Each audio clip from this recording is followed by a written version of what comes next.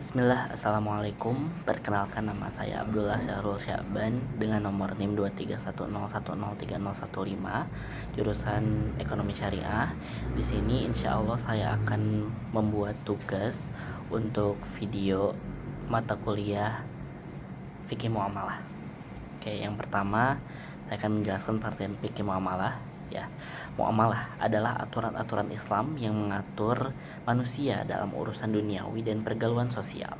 Dalam fikih, muamalah merujuk pada tukar-menukar barang atau jasa yang bermanfaat melalui proses jual beli, sewa menyewa, utang piutang, dan usaha lainnya. Secara luas, muamalah mencakup aturan-aturan Allah yang mengatur manusia dalam pergaulan sosial terkait urusan dunia. Dan kata lain, semua transaksi barang atau jasa yang dilakukan umat Islam harus sesuai dengan muamalah. Fikih muamalah adalah kumpulan hukum yang disyariatkan dengan metode dan prosedur tertentu oleh orang yang kompeten yang mengatur tentang hubungan kepentingan sesama manusia. Aturan tersebut berkenaan dengan hubungan kebendaan dan persoalan ekonomi.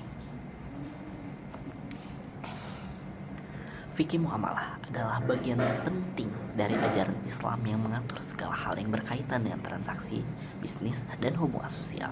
Prinsip-prinsip utama dalam fikih muamalah meliputi keadilan, kemaslahatan, kebaikan, kepercayaan, dan wakaf.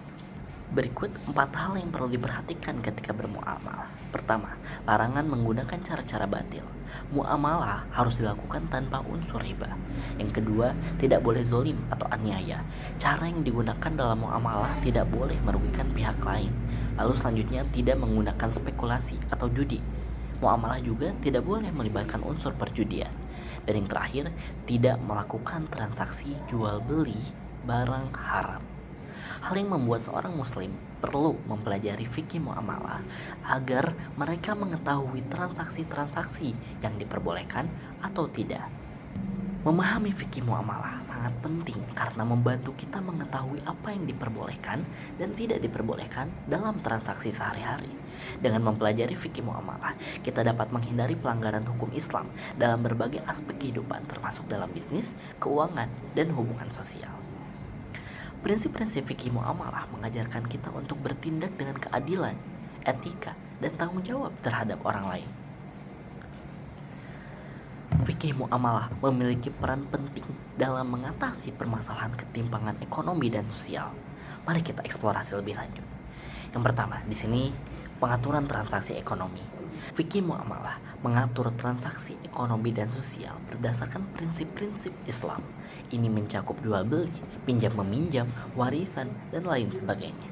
Dengan memahami dan menerapkan prinsip-prinsip ini, kita dapat mengurangi ketidaksetaraan ekonomi dan memastikan keadilan dalam distribusi harta. Lalu selanjutnya ada wealth distribution atau pembagian harta. Pembagian harta warisan adalah salah satu aspek penting dalam fikih muamalah. Ini membantu mengurangi kesenjangan ekonomi antara individu dan keluarga. Dalam Islam, aturan warisan mengatur bagaimana harta diperoleh dan dibagi secara adil di antara ahli waris. Tentu juga zakat, infak, dan sedekah. Fikih muamalah juga mencakup kewajiban memberikan zakat, infak, dan sedekah.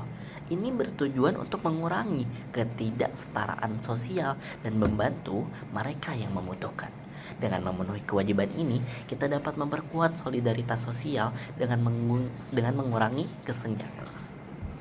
Lalu peran lembaga agama, pengadilan agama, dan organisasi Islam seperti Muhammadiyah dan Nahdlatul Ulama di Indonesia yang terkenal ini memiliki peran dalam menyelesaikan sengketa terkait pembagian harta.